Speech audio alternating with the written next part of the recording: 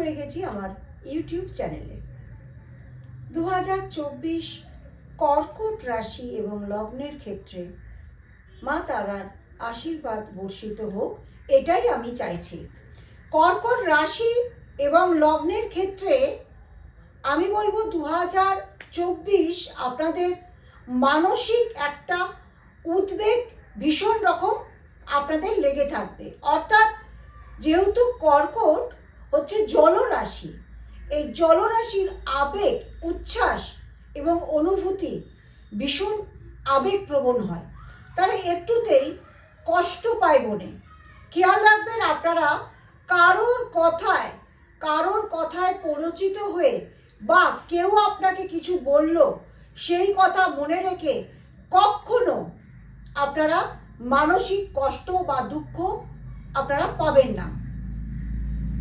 বর্তমানে আমার এই গোচর অনুযায়ী কর্কট রাশি বা লগ্নের ক্ষেত্রে দেখছি তৃতীয় কেতু অবস্থান করছে এবং অষ্টম ভাবে শনি মহারাজ কুম্ভ রাশিতে অবস্থান করছে, নবমে রাহু অবস্থান করছে এবং দশম ভাবে বৃহস্পতির অবস্থান দেখা যাচ্ছে। আমি বলবো এই বৃহস্পতির দশম ভাবে অবস্থান আমার মনে হচ্ছে যাদের কর্মের যোগাযোগ হচ্ছিল না তাদের কিন্তু কর্মের যোগাযোগ হবে।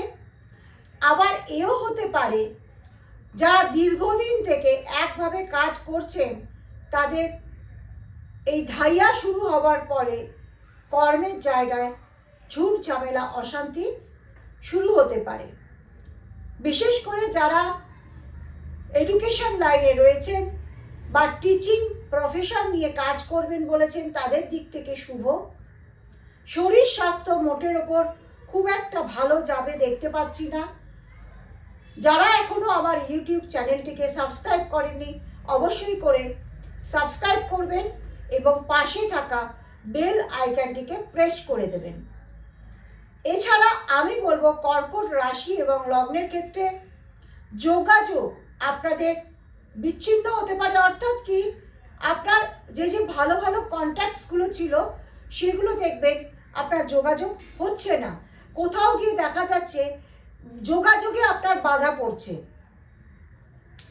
কর্কট রাশি এবং লগ্নের ক্ষেত্রে আমি বলবো আপনারা অবশ্যই করে প্রতিদিন হনুমান চালিসা পাঠ করুন এবং হনুমানজিকে শনি মঙ্গলবার লাড্ডু চড়াবেন এবং হনুমান চালিসাকে কর্পূর পরে হনুমান চালিসা পাঠ করে কর্পূর দিয়ে হনুমানজিকে